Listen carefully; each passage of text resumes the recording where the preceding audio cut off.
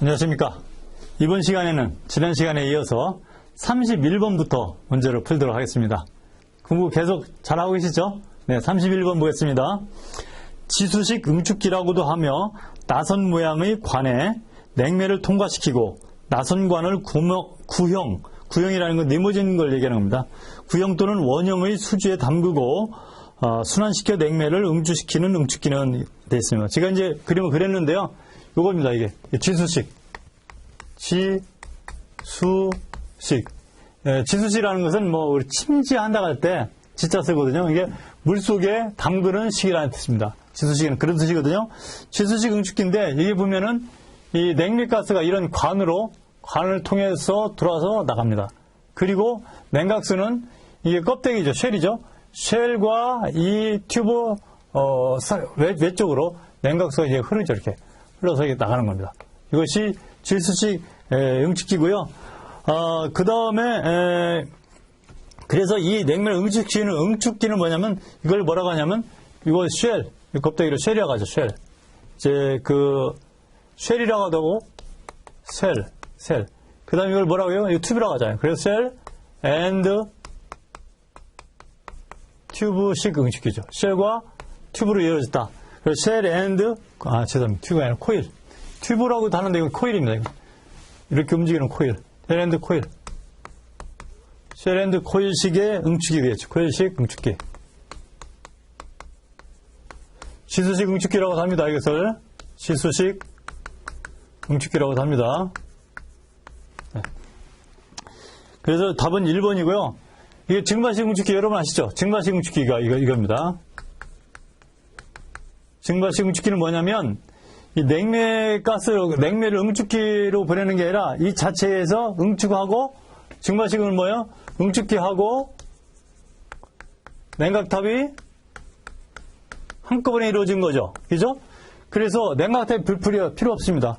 냉매가스를 보내고, 그 다음에 요 냉각탑에서는 물을 냉각시키듯이 이 물을 뿌려줍니다. 상부에 뿌려주고 물이 이제 흘러내리죠.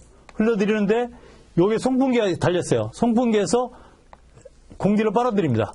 공기를 빨아들여서 냉각 코일을 통과시키고 내려오는 물을 또 식혀주고, 그래서 여기서 나가면서 이 물이 증발이 돼요. 물이 증발하면 어디서 열을 빼앗을까요? 요 냉매가스관에서 열을 빼앗을 수밖에 없어요. 그렇죠? 그래서 증발하면서 냉매관에서 열을 빼앗기 때문에 증발식입니다. 물이 증발합니다. 증발하면서 빼앗는 열이 상당히 많아요. 물에 의해서 냉각되는 열도 있지만 물이 증발하면서 빼앗아가는 열이 대부분이기 때문에 증발식 응축기고, 증발식 응축기 같은 경우는 뭐가 필요 없어요? 냉각탑이 필요 없어요. 그래서 이것은 응축기와 냉각탑의 합쳐진 것과 같은 역할을 한다. 증발식 응축기입니다. 공냉식 응축기는 말 그대로 공냉식이잖아요. 여기 우리가 일반적으로 가정용 에어컨에 쓰는 그 실외기 있죠. 이렇게 실외기. 여기 보면 이렇게 돼 있잖아요. 실외기. 여기 뭐가 붙어 있어요? 여기 팬이 이렇게 있잖아요. 팬이. 그죠? 바람이 가면서 냉각시켜주는 거. 그래서 대기식 응축기라는 것은 대기의 응축기가 되어 있어요. 그러니까 이것은 여러분이 그림 한번 보세요. 그 책에 있어요. 책에. 대기식 응축기. 그래서 답은 이겁니다. 쉘 앤 튜브식 응축기. 그 32번 보겠습니다. 32번. 순행식 응축기의 능력은 냉각수 온도와 냉각수량에 의해 결정되는데, 응축기의 응축 능력을 증대시키는 방법으로 가장 거리가 먼 것. 그러니까 응축 능력을 증대시키는 역할이 아닌 것을 찾으면 되겠죠. 첫 번째 뭡니까? 순행식 응축기니까 이것도 순행식 응축기랑 마찬가지잖아요. 순행식이죠. 물로 냉각하는 거니까. 첫 번째, 냉각수량을 줄인다. 냉각수량을 줄이면 어떻게 되겠어요? 응축기의 냉각 능력은 떨어지죠. 이게 답입니다. 그러니까 응축기의 응축 능력을 증대시키는 방법으로서 냉각 수량을 줄인다 그러면 말 그대로 가장 거리가 먼 거죠. 답은 1번이고요. 2번, 냉각수의 온도를 낮춘다. 그러면 냉각수의 온도를 낮추면 냉각이 잘 되겠죠. 3번, 응축기의 냉각관을 세척한다. 그러니까 응축기의 냉각관을 세척하면 열 전달이 잘 되겠죠. 그러니까 답 맞고요. 4번, 냉각수 유속을 적절히 조절한다. 그 유속이 빠르면 열 전달 개수가 높아져요. 그래서 열 전달이 잘 돼요. 그러니까 4번도 맞는 겁니다. 맞는 것입니다. 적절하게 조절한다는 뜻은 뭐냐면, 냉각수 유속이 너무 빠르면은 열 전달은 잘 되는데요. 냉각 수량이 많이 필요하겠죠. 그죠? 냉각 수량이 많이 필요하고, 유속이 너무 빠르면 또 뭐가 돼요? 그 관을 침식시킬 수가 있어요. 그래서 적절하게 조절하는 게 필요하겠죠. 32번의 답은 1번입니다. 32번의 답은 1번이고요. 33번 보겠습니다. 냉동장치에서 압력과 온도를 낮추고 동시에 증발기로 유입되는 냉매량을 조절해주는 장치. 이게 됐어요. 즉, 냉동장치에서 압력과 온도를 낮추는 건 뭡니까? 압력과 온도를 낮추는 건 팽창밸브죠. 여러분, 모래선대로 그리면 아시겠죠? 모래선대에서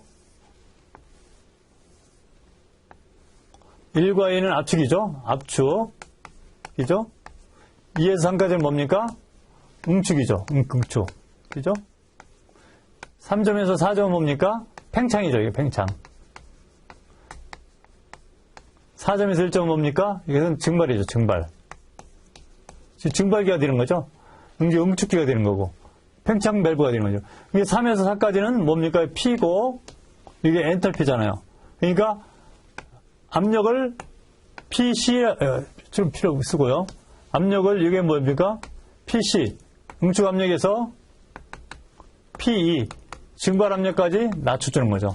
압력을 낮춰주고 뭐라고 됐어요? 온도를 낮춰준다. 온도도 낮아지는 겁니다. 이때 온도가 만약에 증발 요 온도가 30도씨라고 하면 이 온도는 뭐 10도씨일 수도 있고요. 0도씨일 수도 있고요. 그죠? 온도도 낮아지는 거고 압력도 낮아지는 거죠. 그래서 답은 팽창 밸브가 되겠습니다. 33번의 답은 4번 팽창 밸브가 되겠고요. 34번 보겠습니다. 34번. 증발기 내의 압력에 의해서 작동되는 팽창 밸브는 이렇게 됐어요. 여기 보면 증발기 내의 압력에 의해서 작동되는 팽창 밸브가 뭐냐면 우리가 이제 이 증발기를 보통 보면은 이 증발기를 어떻게 그려야 되나? 이렇게 그릴까요? 그린다 보면 팽창 밸브가 여기에 이제 이렇게 설치됐다고 보자고요. 우리 이제 교재는 보통 이제 왼쪽에 이제 이렇게 안 그리고 우리 교재인가? 하여튼 보통 이제 오른쪽부터 그리고 보겠습니다. 팽창 밸브 여기에 이제 달리고 냉매이 들어가고 냉매 나오잖아요. 그럼 이 팽창 밸브가 여러 가지가 있는데 증발기 내 이쪽 압력이죠. 결국 증발기 내 여기 압력이죠. 요 증발기 내의 압력. 뭐 여기 압력이에요. 여기 압력 좀 다릅니다. 이 증발기 내의 압력이 일정하게 유지하기 위한 그 팽창 밸브가 있어요. 그게 뭐냐면은 정압식 팽창 밸브예요. 정압식 팽창 밸브. 그러니까 압력을 일정한 압력으로 유지하는 것이 정압식 팽창 밸브예요. 이 팽창 밸브 중에서 정압식 팽창 밸브는 요 압력을 일정하게 유지하는 거예요. 그러니까 이 부하가 뭐 늘어나거나 줄어드는 거랑 관계없어요. 부하고는 관계없어요. 그러니까 이 압력만 우리가 뭐 10kg면 10kg, 2kg면 2kg, 10kg 너무 높기는 하는데 2kg면 2kg 이렇게 유지하려고 만들어 놓은 것이 정압식 팽창 밸브예요. 항상 그 압력을 유지하는 겁니다. 정압식 팽창 밸브요. 그 다음에 뭐가 있어요? 저하 프로트식 팽창 밸브. 저하 프로트식 팽창 밸브는 이렇습니다. 이런 이제 그 냉매액이 있으면 요 냉매액에 여기 이제 이렇게 돌아가지고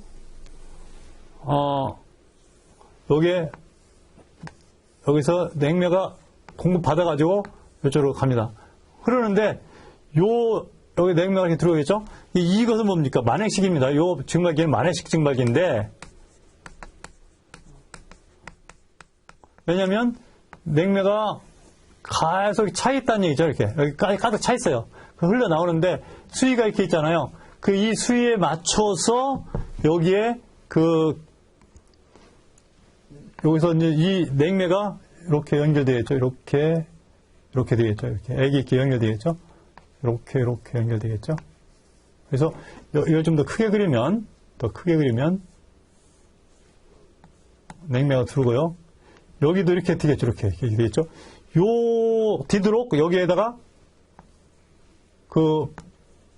흔히 얘기하는 볼탑을 다는 겁니다. 그래서 이 냉매액이 이렇게 항상 유지되는 거예요. 그래서 요것을 뭐라고 하냐면 요것을 저하 플로트식 밸브예요. 저압식 플로트 밸브다 이렇게 되는 거죠.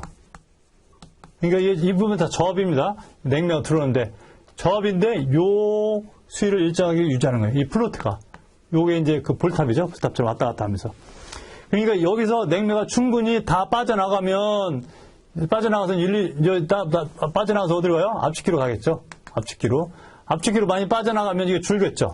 그러면 이것이 열려서 냉매가 들어가고 여기서 이제 그 냉매가 덜 증발하면 항상 올라가겠죠. 올라가면 어떻게 돼요? 압축해서 이거 닫고 더 내려갈 때까지 닫아주는 거죠. 그것이 저압식 플로트 밸브고요. 그 다음에 온도식 팽창 밸브는 뭐냐면 여기서부터 여기까지 보통 온도식 팽창 밸브는 여기에 뭐가 있어요? 감원통이 있어요. 그죠? 감원통 연결해가지고 여기에 온도식 팽창 밸브는 뭘로 조정해요? 과열도가 5도씨냐 10도씨냐에서 움직이는. 과열도는 뭡니까? 이 압축기에서 여기서 더 이만큼으로 과열시켜요. 그 다음에 이렇게 압축시켜요. 그러면 여기서부터 여기까지 여기에 과열도예요. 과열도. 이 온도 차이. 이 온도 차이가 5도면 과열도가 5도고 이 온도 차이가 10도씨면 과열도가 10도씨가 되는 거예요. 그러니까 여기서 하장 과열도가 10도씨 되려면 10도까지 차이가 델타 T 10도를 해서 이렇게 해서 압축하는 거예요. 아셨죠? 이거 5도씨, 10도씨는 델타 T를 얘기하는 거예요. 델타 T가 5도씨냐, 델타 T가 10도씨냐. 이 차이니까. 그게 과열도입니다. 그것이 온도식 팽창 밸브는 글로 움직이는 거고, 수동식은 뭐 말 그대로 수동식이에요. 수동식 있는 묘다가 우리가 수동 밸브를 달아가지고 순으로 넣었다 빼지다 하는 거죠. 그것이 수동식이고요. 그래서 34번 답은 정압식 자동 팽창 밸브예요. 정압식. 여기 그 압력을 일정하게 유지하는 겁니다. 부하하고 관계없이. 증발이 얼마나 했더니 뭐 관계없어요. 항상 압력을 일정하게 유지하는 것이 정압식 팽창 밸브. 34번의 답은 2번입니다. 35번 보겠습니다. X순환식 증발기에 대한 설명으로 옳은 것은 X순환식 증발기를 먼저 그림을 그릴게요. X순환식 증발기는 어떻게 되냐면 탱크가 있고요. 여기서 이렇게 해서 조금 이렇게 그려주면 좋겠다. 그죠?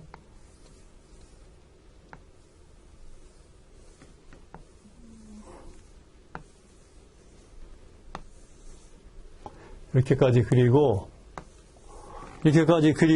그 다음에, 여기서 펌프가 있고, 그죠? 이렇게 해서, 이렇게 그리는데, 여기에 이제 펌프가 있어요, 펌프가 있어요. 펌프에서 보내주는 겁니다.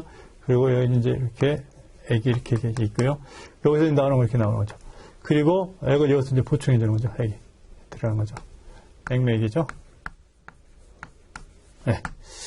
그런데 이 냉매액이 어떻게 되냐면 여기서 설명으로 옳은 거 첫 번째 보겠습니다. 그러면 이 순환을 이렇게 하잖아요. 그럼 여기 나오는 건 여기서 나오는 건 뭡니까? 액하고 증발은 기체하고 같이 나가죠. 그 다음에 나가가지고 이건 어떻게 들어요?